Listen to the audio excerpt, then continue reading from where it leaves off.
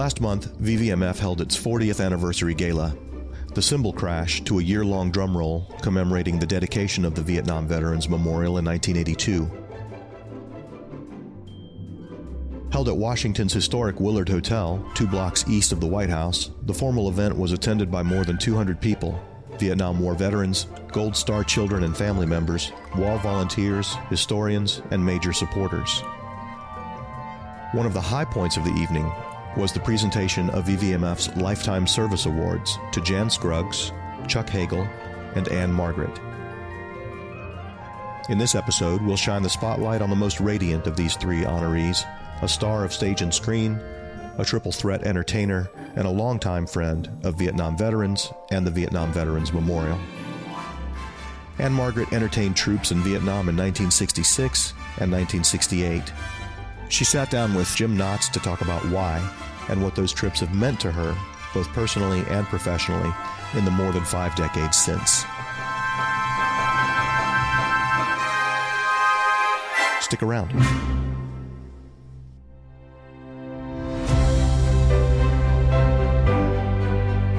From the Vietnam Veterans Memorial Fund, founders of The Wall, this is Echoes of the Vietnam War. I'm your host, Michael Crone, bringing you stories of service, sacrifice, and healing from people who still feel the impact of that conflict nearly 50 years later.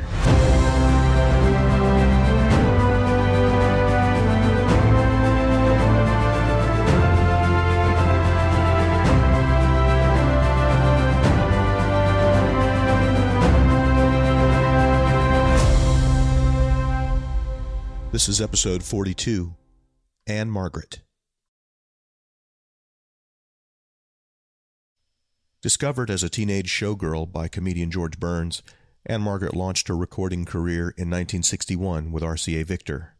That same year, she filmed a screen test at 20th Century Fox and was signed to a 7-year contract.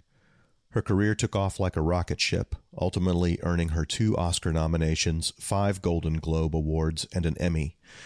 She has won Female Star of the Year 3 times and has given a command performance for the King and Queen of Sweden, where she was born. During the Vietnam War, Ann-Margret joined Bob Hope and other stars on USO tours to remote parts of Vietnam and Southeast Asia. Here she is with Jim Knotts. Vietnam has been such a huge part of my life that, all through the years, I will have people come up to me and say, well, I saw you in Cu Chi or Da Nang, or Nha Trang, Quang Tri. Wow. It brings back those memories for you, too. Yes. How did you get connected with Bob Hope to join his tour of 85 and 68? Well, I had done many of his shows. Mm-hmm. I knew him very well. And his wife and their daughter, Linda. So I probably met him through Mr. Burns, George Burns, who is the gentleman that discovered me a long time ago. Like it was yesterday. To me, it feels like it, yes. So you had already had some experience going and visiting the troops? Oh, yes. Yeah. So what led you to be interested in doing the USO tours? It's in me. It's in me. I was reminded of, I was born in Stockholm, Sweden. And I came to America, Mother and I came to America when I was 6 years old, and Daddy had already come to America to look for work. This is during World War II. And I remember during World War II, Mother and I were living with my muma, my mother's mother, and my uncle Kalle. And Muma had a bakery, in her home. That's why it always smelled so good. And there were a few soldiers there. Even though, Sweden was not in the war, still we had maybe 8 soldiers there. They'd come for coffee, tea, whatever. And they'd sit in our living room.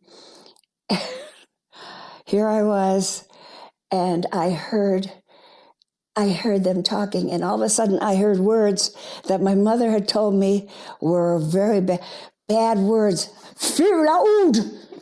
Fear laud! I went right up to them. Oh, my goodness gracious. Ah, dear. Well, you had to be tiny at that time. Yeah. You were pretty young. Yes. 3 or 4, probably 4. But you knew the bad words, and they were using them, and you were going to tell them about Oh, boy, I was going to tell them. And they were so dear. They just smiled and never heard those words again. I'm a performer. I'm an entertainer. I always have been, always will be. Then I was 4 years old, and now I'm not. When we were here 5 years ago, Yeah. You were telling me there were a couple of boys in your high school who ended up going to Vietnam.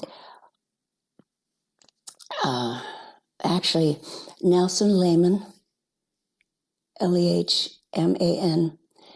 I went to school with him from 7th grade on up through high school. Mm-hmm. And he was just so dear and funny, good-looking man, and just true patriot. Mm-hmm. Well, what did you do on the tour? I know you started off singing, right? Yes, Johnny Rivers and I, and he did some solos, I did some solos, and then we did a couple of songs together. Had such fun. I harmonized, which I love to do because Mother and I always did. And where did you perform?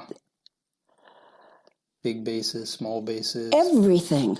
Did you go to ships? Oh, yes. My gosh. The Yorktown, and then the Kitty Hawk. We went to Vietnam and Korea, giving 2 to 3 shows a day. Da Nang, I remember, it was 4 p.m., and it seemed like it was 150 degrees. They had been waiting there for a while. Oh, man. Were you ever, did you ever hear like gunfire and explosions while you were there? Things like that? Yeah, in the distance, yes. Yeah. How'd that make you feel? I felt perfectly fine because there's no way that my guys would let me get hurt. My gentlemen. Well, what are some of your clearest memories of these tours? I mean, obviously it has had a very great impact on you personally, on your life. When you think back to those times, what are some of the things that immediately come to mind that remind you of those tours? I remember doing dancing in the streets. Names like in Chicago, down to New Orleans. And in 66, having some of the guys come up on stage and dancing with them. Well, I'm sure that was quite the highlight for them, too. Oh,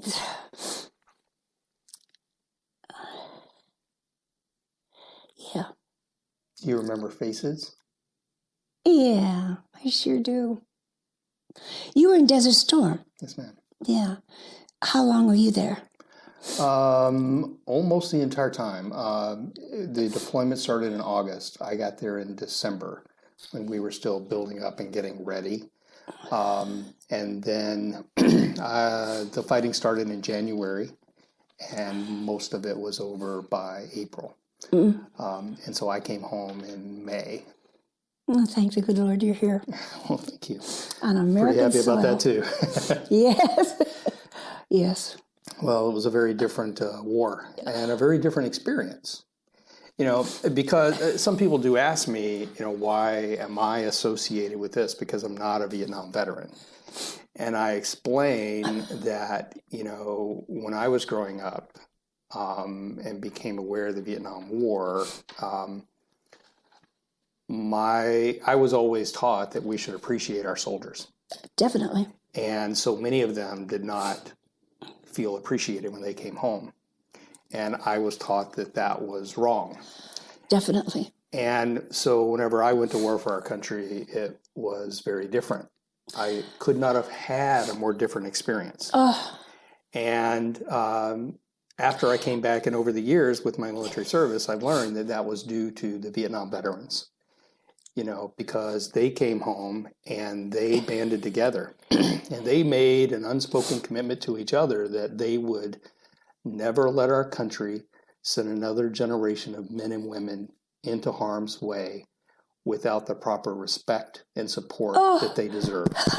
And I'm the beneficiary of that because I had that. That is part of my wartime experience, is that support and appreciation. As a matter of fact, one of the things that that is special to me, we found one of the items left at the wall.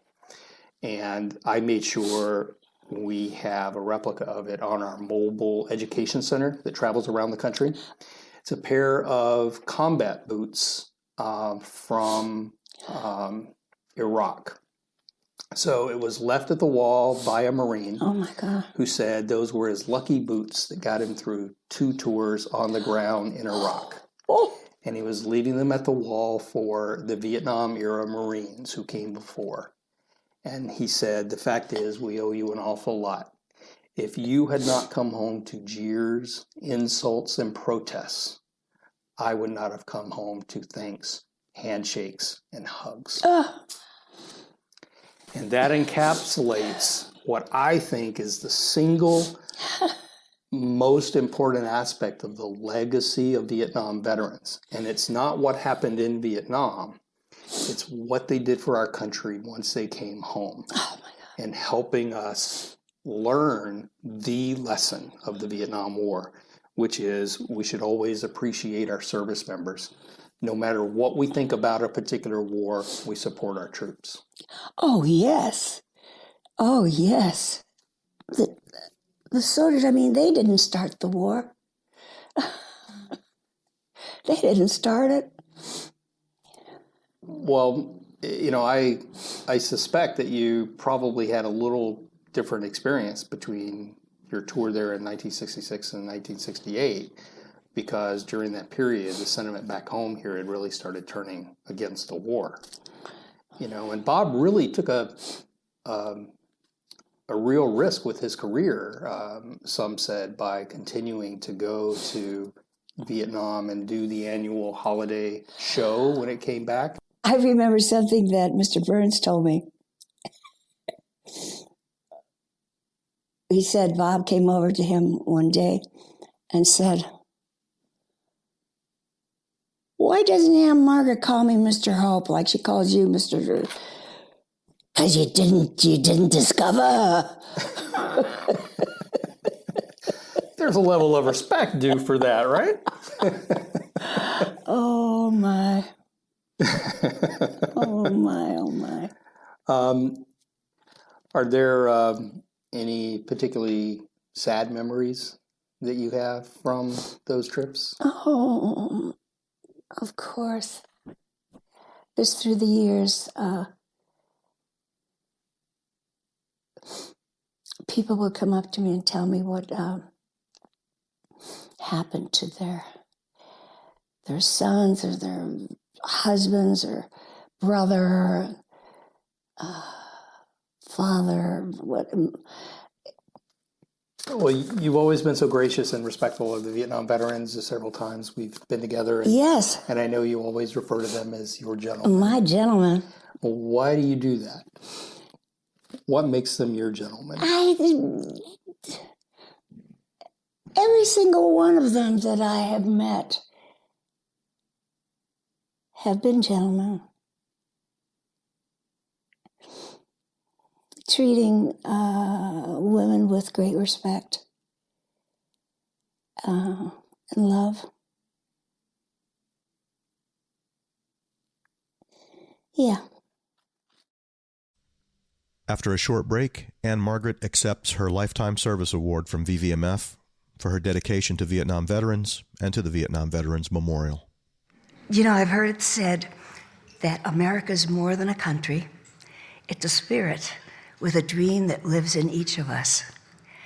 May we never forget the debt that we owe to the courageous and honorable members of our armed forces who do the hardest jobs for the greatest cause, freedom. Stick around.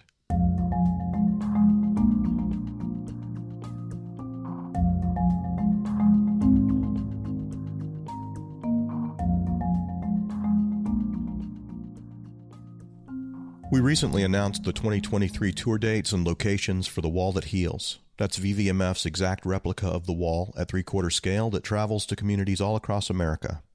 If you want to know more about this traveling exhibit and the impact it can have on visitors, listen to episode 15 of this podcast. More than 100 communities applied to host The Wall That Heals next year, which is the 50th anniversary of the close of combat operations in Vietnam. The tour schedule includes more than 30 cities and towns, stretching from South Carolina to Idaho and Maine to California. Is it coming anywhere near your town? Visit vvmf.org to find out. Hi, I'm Ann-Margret. I went to Vietnam to entertain the troops in 1966 and 1968. My guys, my gentlemen, if you lived through the Vietnam War era, you know the impact that the war had. But today, we are in danger of history being lost. Current generations know very little about the war or the people who served. As more of our Vietnam vets pass away each day, their stories are being lost to history. Together, we can change that. The Vietnam Veterans Memorial Fund is the organization that built the wall. It works to ensure that future generations will understand the war's impact. Let's help keep the promise that the wall was built on. Never forget. Visit vvmf.org to find out how you can get involved. Just a heads up, we'll have one more episode for you before we take a little break for the holidays. In 2 weeks, we'll rebroadcast the Christmas in Vietnam episode from last year, and then we'll be back in the third week of January with new stories of service, sacrifice, and healing.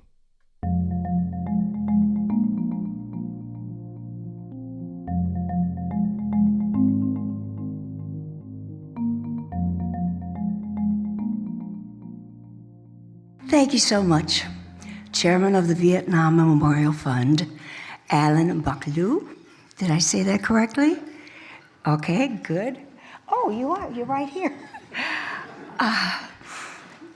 To your president, Jim Knotts, and all of the dedicated board of directors, and to tonight's distinguished Vietnam Memorial Fund honorees, former Secretary of Defense, Mr. Chuck Hagel. You're somewhere here. There you are. Yes. And the president and originator of the Memorial Fund, Mr. Jan Scruggs. Are you here? Yeah. Thank you. And of course, to my beloved veterans. Good evening, everybody. How in the heck are you? Oh, it's truly a privilege to be a part of this wonderful event celebrating the 40th anniversary of the Wall and to pay tribute to you, our brave men and women who have served this great nation with such honor, courage, and distinction. The Wall stands as a prominent symbol of mobility, service, and the enormous sacrifice given for America that honors so many of our cherished heroes here in this room, and those whose Vietnam veterans' names are proudly etched on the wall.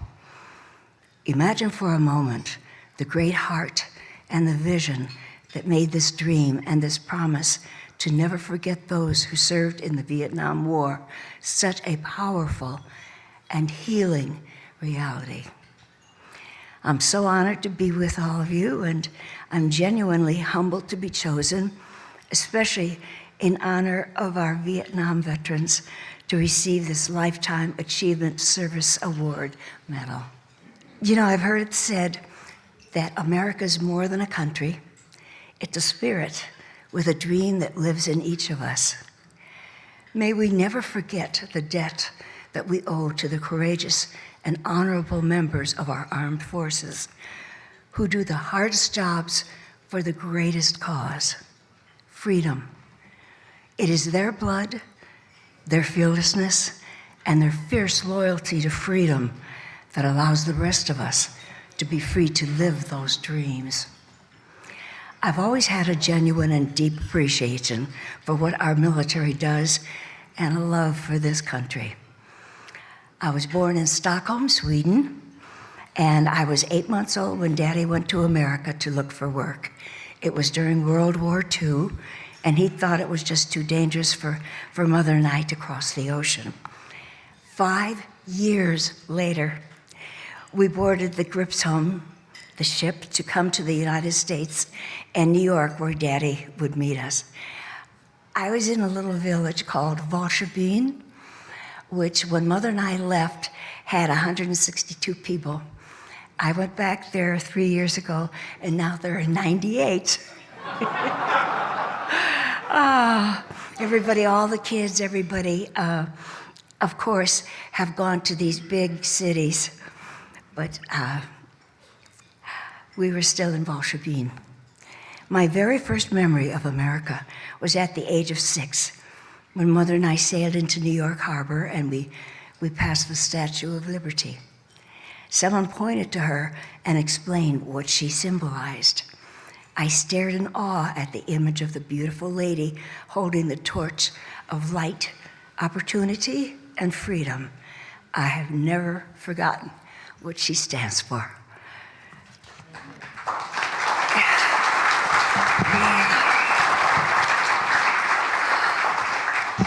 I have been so very blessed in my life to be in a business that I love, entertaining, and to be given such wonderful recognition for my work.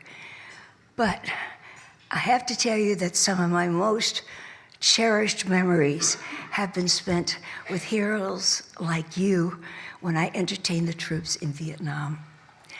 I've always been a fierce supporter of our servicemen and women. I was 18 and a freshman at Northwestern University when I did my first USO show in Iceland and Germany. Our show was called Joyride, and it truly was a joy for me. Then, in 1965, I received a petition containing 3,000 signatures from some of the soldiers in Vietnam, requesting that I come over and entertain. Oh boy, was I ready.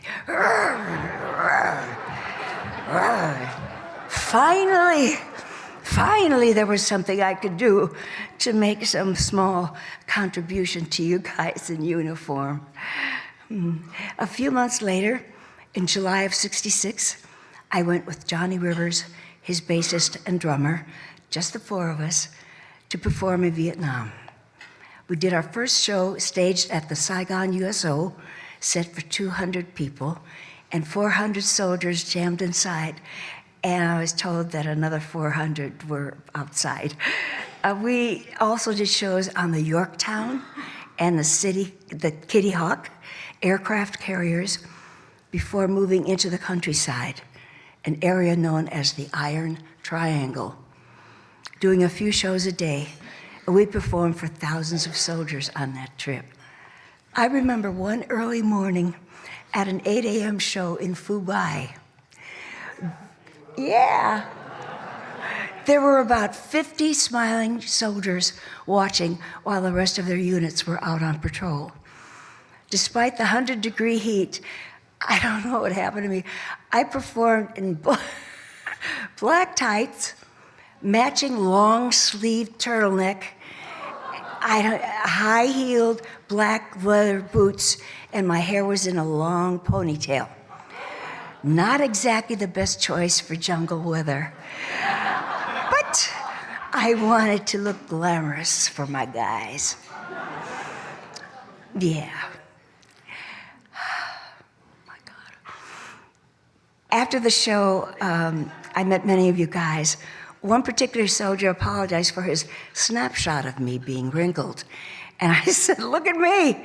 My mascara is a lot more crumpled than your photo. We had a good laugh.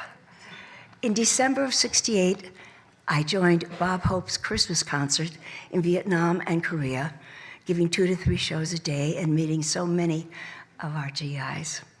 This was a much bigger show with 85 people, 85 of us compared to the 4 of us in 1966. 8,000 servicemen and women were our audience. We'd been told that most had waited a long time in the heat to get in. Some of my fondest memories happened when I asked our driver to stop at the guard station to meet those who were on duty. They were concerned for my safety, but I came to be with all the troops, and I knew my guys would protect me. They wouldn't let me get hurt. No way. I could never put into words what it was like looking out from a makeshift stage and seeing the faces from small towns, from large cities, and all walks of American life who came together with a purpose and a mission, each bounded by common values, duty, honor, and a love of family and country. Many of you boys, not yet men, doing a man's job. Brave men and women constantly facing the unknown, yet never hesitating, never backing off, always moving forward. Such courage, such strength, and such heroism. And I remember the applause and the laughter, the moments of joy, and then we could leave. And that you had to stay to face yet another day and night of danger, of horror. And there were other heroes too, the wives, husbands, parents, children, brothers and sisters left behind, all waiting back home for their safe return. I hold these memories near and dear. I realized that I learned so much from that experience going to Vietnam. And although I was never very good at geography, I can still recall places that I went to: Da Nang, Chulai, Phu Bai, Cam Ranh Bay, Ben Moi, Cu Chi, Pleiku, Quang Tri, the Kitty Hawk, and the Yorktown. Today, whenever I perform, I ask all veterans to stand so that we can thank them for their service. Each and every one holds a special place in my heart. In 2005, I was part of Operation Homecoming for Vietnam War veterans in Branson, Missouri. When I looked out then, as I do here now, all of you represent the America that I love and cherish. Looking at every man and woman that morning, I was inspired by their bravery, their lives, their love of country, and each other. I'm in awe of our men and women who serve our country every day to preserve our freedom and keep us safe with so much courage, commitment, and with faith in this country and each other. And I'd like to thank those here who dedicate their time and energy to make a difference for these patriots of freedom, our veterans. You know, gratitude is something you don't hear enough of today. And I'm so very grateful to have this opportunity to salute all of you. For me, it's wonderful to get to meet all of you. We are the land of the free because we are also the home of the brave. You represent what America is all about: hope, family, unity, grace, and love. And I want you all to know you have my respect, my admiration, and of course my loyalty and my heart. I've been blessed to receive a number of accolades in my lifetime, but to be numbered among the men and women I admire most is indeed the greatest honor of all. I dedicate this award to every man and woman who has, who is now, and who will proudly wear the uniform of this great country, and to every single name etched on this venerated monument that lives as a testament to America's finest. Without you, our freedoms would not be possible. Thank you for your service. Thank you for this incredible honor. I shall cherish it always. God bless you, and God bless America. Thank you.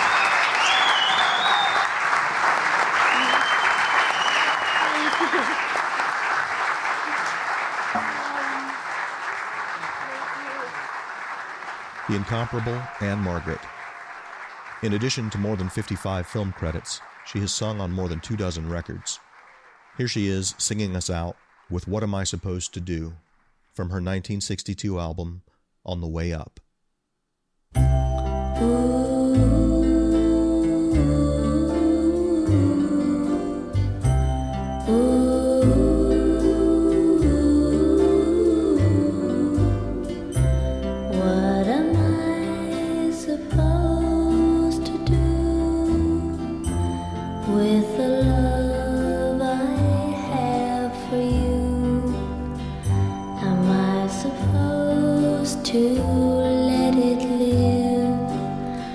Until you're ready to forgive. Am I supposed to pretend till you want me back again? Or what am I supposed to do till then? How am I supposed to feel? Should I think that you love me still? Or am I supposed to act just like you're never coming back? Honey, am I supposed to be your friend? Oh, will we ever meet again? Darling, oh darling, what am I supposed to do? Till then,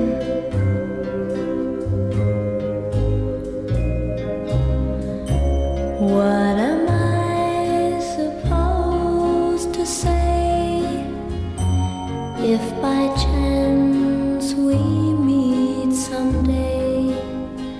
Am I supposed to talk a while, or turn my head and walk on by? This heartache